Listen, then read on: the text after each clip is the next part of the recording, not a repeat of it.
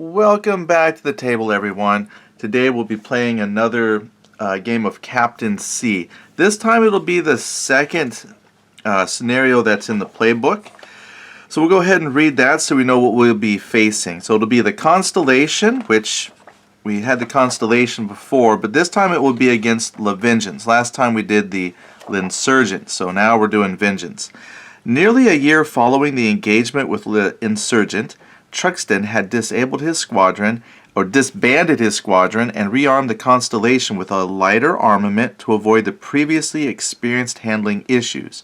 He was ready to hunt for the only prey in his operational area, the French La Vengeance under François-Marie Pitot, maybe.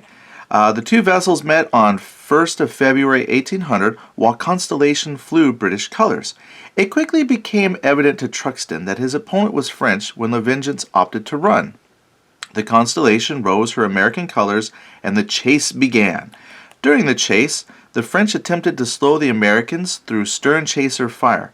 However, the Constellation managed to gain the weather gauge and soon fired a double-shot broadside against La Vengeance. The ships carried on exchanging broadsides for the next 2 hours. Truxton was unable to get into a raking position, and La Vengeance managed to damage Constellation's rigging.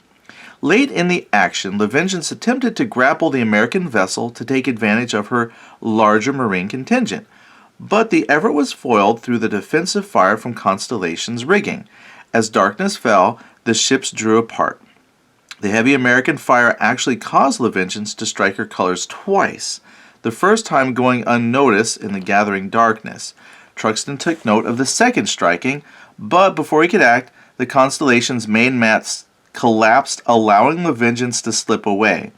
In the aftermath of the battle, both commanders claimed victory, thinking the other sunk.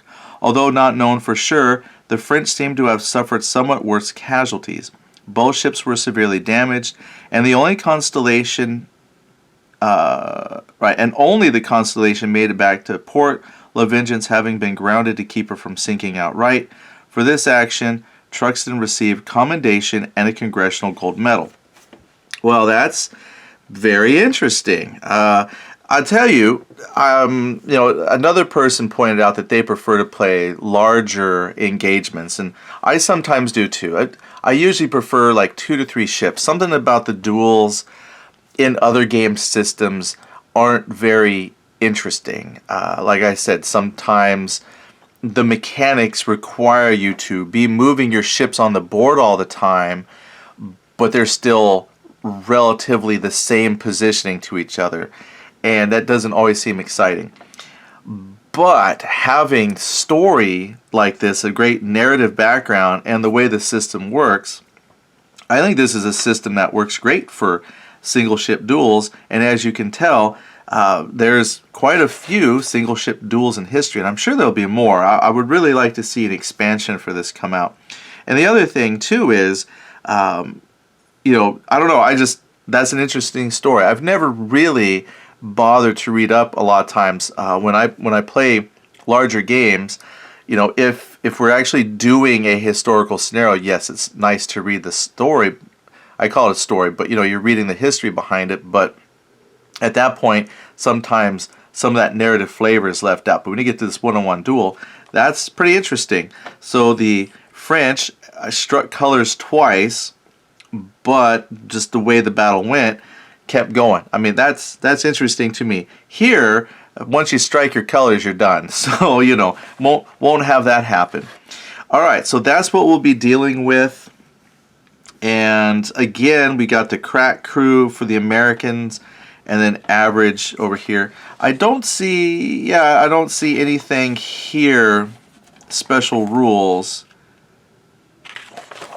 So we'll be full, nothing comes with damage, no special scenario rules or anything like that. So 2 ships that are, so we'll find out how equally matched they are. Let me go ahead and grab them real quick and we'll just take a look. So first we've got to find La Vengeance, which is right there. So we'll take a look. And again, here comes Constellation. All right, so what do we got? I did make a mistake last game playing, and I got to do a better job of it.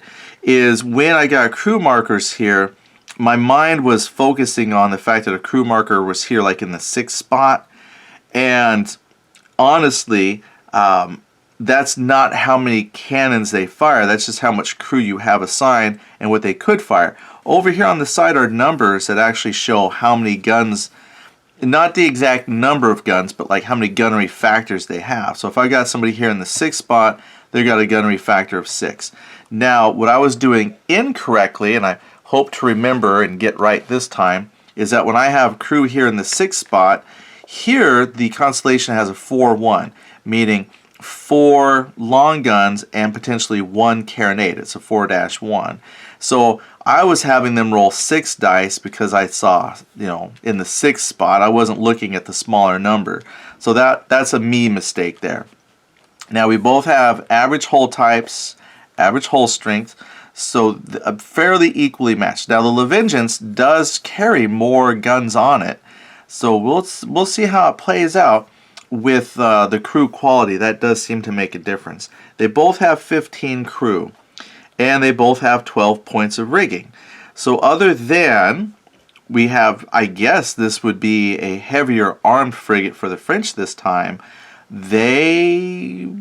I don't know, we'll see how this one plays out. So those are the 2 ships we'll be using. Now real quick before we set up and play, I'll put the maps out and everything, and we'll start the scenario in another video. I had posted some ideas that I had for my own solo play, and Mike Nagel had made some comments on Board Game Geek for a few things. One, the idea with the wind change is, yeah, the scenarios aren't really designed to have a lot of wind change because some of these battles that didn't happen that often. But he does say in the deck of cards there is at least 1 wind change card. So it can happen through card play. But he said it's not a bad idea using the fate dice, but as far as mathematically making it happen, he recommends using 3 fate dice. So once all 3 fate dice are on the minus side for counterclockwise wind or plus for clockwise wind change, that way you still have a chance, but it's not an overwhelmingly strong chance of the wind changing all the time. So I said, okay, I'm going to go with that. I'm cool with that. So we're going to use 3 fate dice instead of 2. I am still going to use this bot. I had noticed when I went to use it last time and show people, I was pretty excited, there are entries missing. For example, there's not like a 111 entry, which could happen.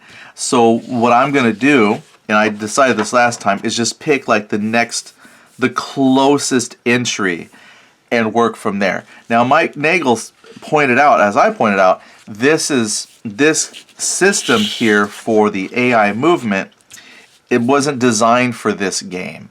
It's designed for a completely different game. However, the idea is kind of neat, and if I remember right, he said he might look into something of his own kind of a thing, because it's not a horrible system, it just wasn't designed for this. So that'd be cool if he came up with something to help plot AI movement. That'd be great, because I'm sure there's a lot of other people that might play this solo as well. The other thing was the cards. So what I had decided on is when you have cards, you normally, whoever has initiative gets to draw a card at the end of the turn. And then, if I have this card, for example, play now. And speaking of, I didn't even plan that. Holy cow. Hey, there's that wind change card I was talking about. I'll have to put that back in the deck. Here's the 1. All right, well, I might not see that again this game. But the rules have it where you could use this card to positively affect one of your dice rolls. And I said to myself, what I'll do is I'll roll a fate die, and if it comes up with the plus side, then you would use that card to go ahead and modify a die roll. And then you would be limited by, the fact that you actually have a limited amount of cards to get that bonus to your die roll. And the idea seemed pretty good. What I didn't think of, and Mike said to go ahead and give the AI player 3 cards to start with, you know, just because the AI player, if you will, there's no AI player, just to make that clear. It's totally something I'm doing for solo, and so that's the term I'm using. But the game inherently does not come with any kind of AI at all. There's no solo play option. Just me coming up with ways to play solo. So I'm going to use that term AI for my imaginary opponent. So give the AI opponent 3 cards to start with. That way you can decide, you know, do I use it for the hold action? So add 1 to each attack die roll. But this gives the AI player maybe a little bit of assistance, because typically in games like this, you know, the AI is at a disadvantage because it's controlled by outside forces of you know, AI. Whereas with a human opponent, you know, they can think however they want outside the box. So those will be primarily what I'm going to go with. One of the ideas I had was when a ship is at the medium rigging, that if they take a rigging hit, that there's an additional point of damage to that. And Mike said there's really no need for that, because baked into the system is already an advantage for being at battle cell, which is that they take half rigging hits already. So there's really no need to add a penalty to medium sails, because they already have a disadvantage at being medium. I just know from other games I've played, when you have more sails up, there just seems to be an increase in damage to rigging. But I would say medium is the baseline. You know, if this doesn't have full sails, so these ships aren't going at full sail, probably because they would take extra damage to rigging. So again, if somebody really wants to get into that level of detail, there is Wooden Ships and Iron Men, you know, Heart of Oak. Like, there are games that have the full, you know, Post Captain, the full range of sails and whatnot. But in the scope of this game, yeah, the medium sails is fine. No need to add anything extra. That's the baseline. And then battle sails, you take half rigging hits. So I won't be adding that. So really, there's just a couple of things I'm adding to give you know, for me, a little bit of wind change opportunity, and then something to help guide the AI, which is the maneuvering template and rolling to see if there would be a card played. And that's pretty much it.